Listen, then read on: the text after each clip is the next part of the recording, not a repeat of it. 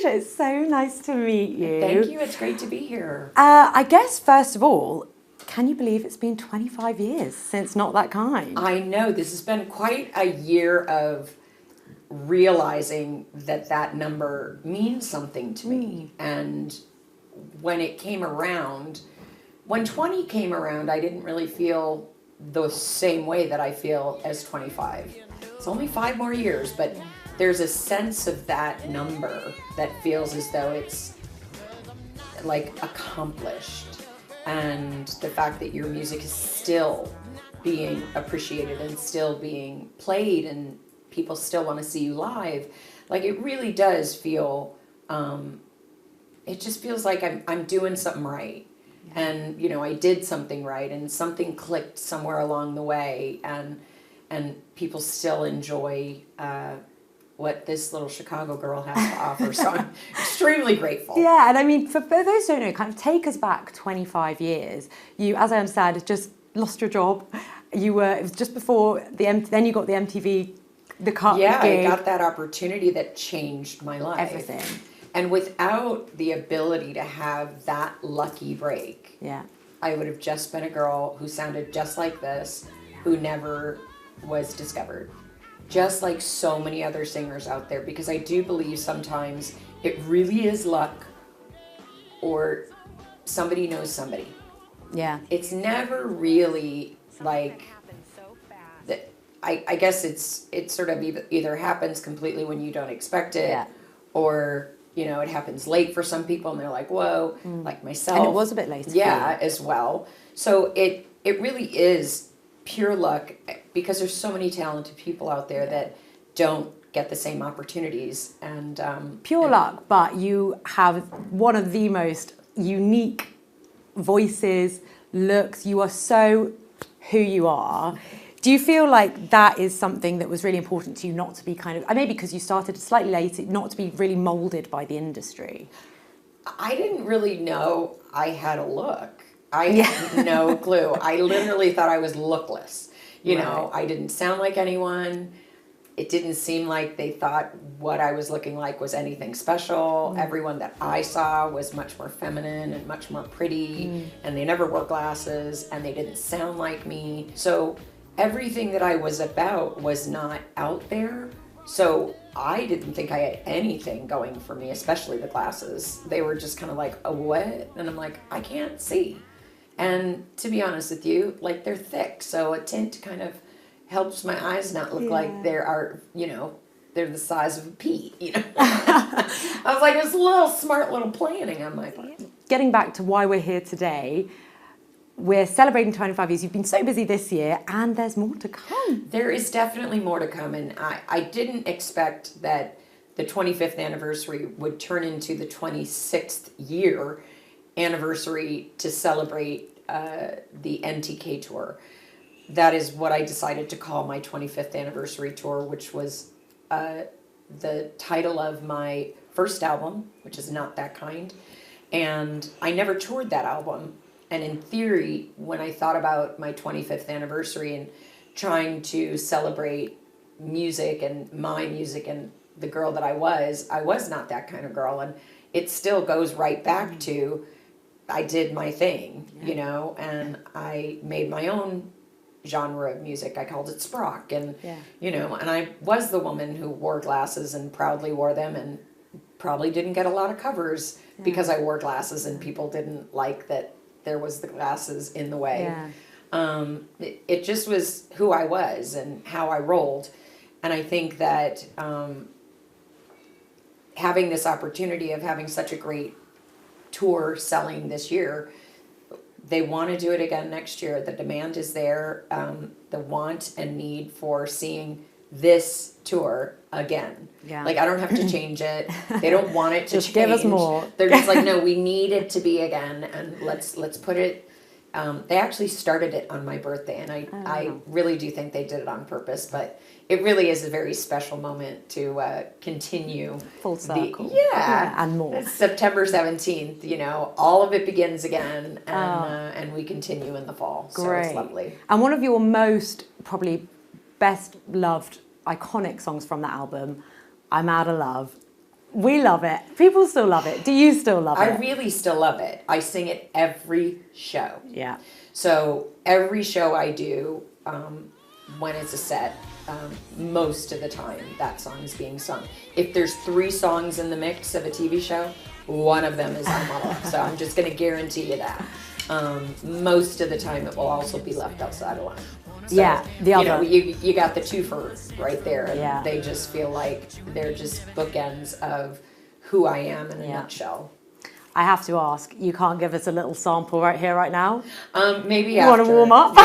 Yeah, to be honest with you, when I say like 60 some odd shows, it's Takes its toll. it's been a lot. I can sing, but like the thought of even Getting up there. Yeah, it's like my voice opens up. I got up at 4:30 today, Yeah. and usually that's when I go to bed because of tour time. Of course. My So I do feel like I've been up all night, weirdly enough, and I'm usually when I talk, I use a different voice. Yeah. It uses a different kind of gosh. Oh, voice. really? So Oh, wow. it just is a different rhythm of how you and I've been told, I don't necessarily talk wonderful to help my voice when I sing. Oh, okay. So singing and press.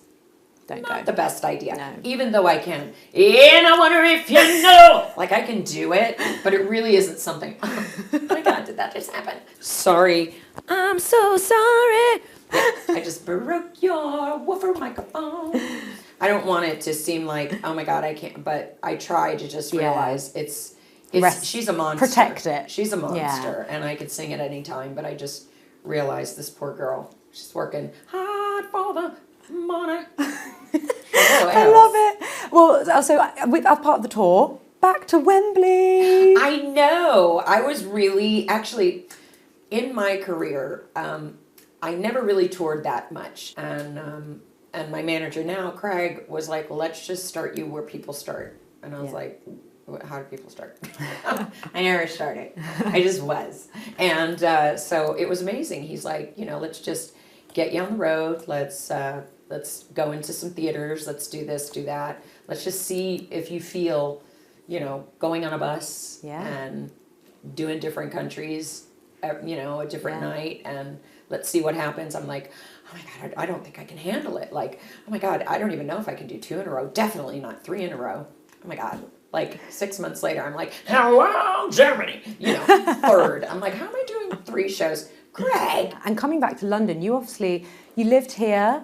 You really, from what I've read, enjoyed your time here. Tell me about that. I always enjoy my time here, no doubt about it. In fact, I will say, as far as London, UK, Ireland, the fact that you guys understand my humor, it's like pista resistance. It is so great because I just naturally just do. Yeah. I am not a different person on stage that sort of goes, oh, I can't say that.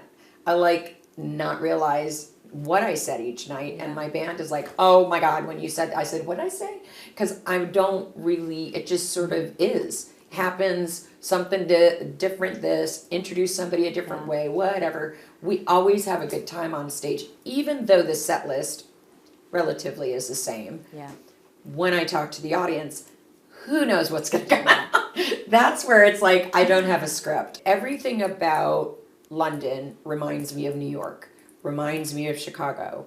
It really is walk outside, get what you want. I'm a city girl to the day I die. You mentioned earlier about Elton John. Well, no, you didn't. You mentioned about your glasses. Yes, and I thought Elton John, how he really kind of supported you early on in your life and career. 100%. He wrote a column in a magazine, and he's always been this way, where he finds new music and obsesses and needs to be all up in this new artist and wants to, have everyone meet them and know about their music. And he did that with me. And within that, a wonderful relationship sparked, and it just became a shock to me because I grew up with his albums just regularly playing in the house and staring at the albums, like seeing videos of the windshield wipers and glasses and going, I need that pair. And my mom's like, never. She's like, not gonna happen. Bigger and bigger, yeah. We're going for 3 for $10.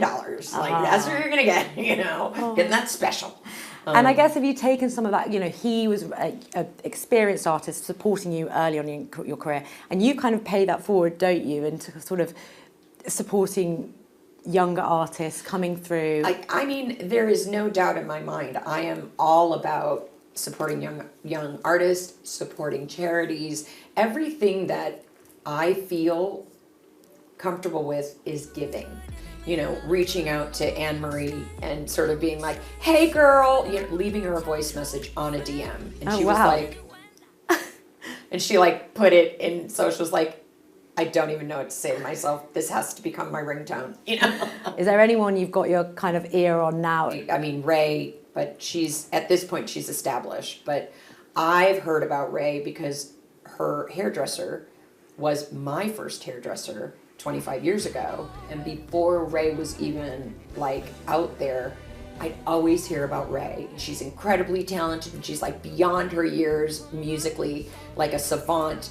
And I was just so very happy that, that she was really seen in the light she is, and her talent hasn't even scratched the surface yet.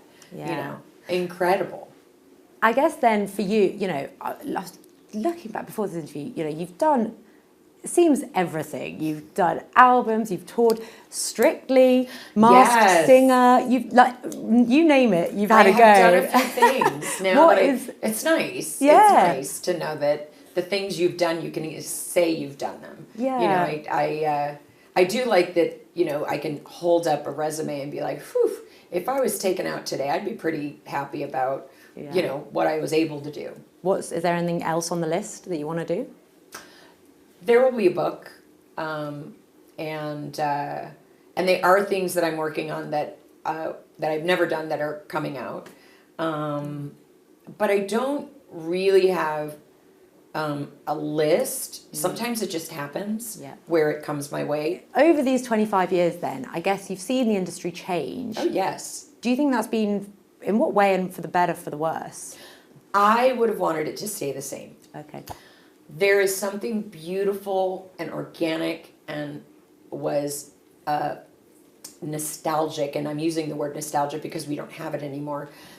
The beauty of knowing a record was coming out, and you stood outside the record store, and you wait for a sneaker. Let's just keep it that way. You can't just download a sneaker. That still has the thing. Music is now available, and unfortunately for the writers and for the singers or producers, they now own nothing of what they used to own before, when records would be sold. Streaming has made that extremely difficult for people to make a living.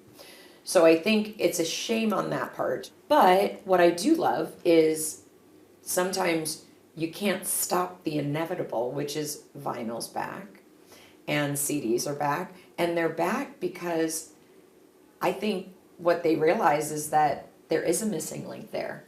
There's only so much joy you can get out of downloading all the music, but then when you actually do have something, you feel more connected to the artist.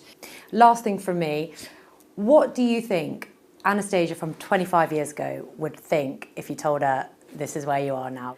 Well, she'd be very surprised, because I think even me approaching this year, I was like, wow, I made it.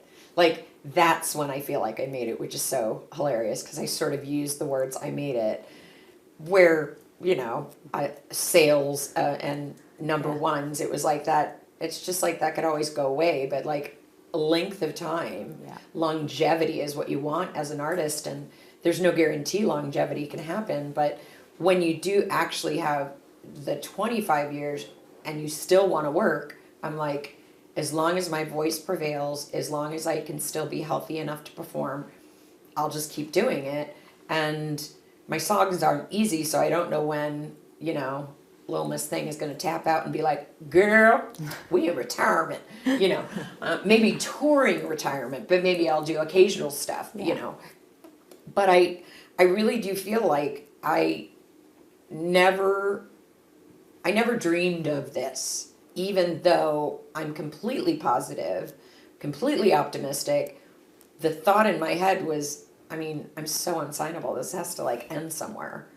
And at times when it did pause, it still did continue. Yeah. Brilliant. It was so nice to meet you, Anastacia. Thank you so much. Lovely to meet you. Thank you.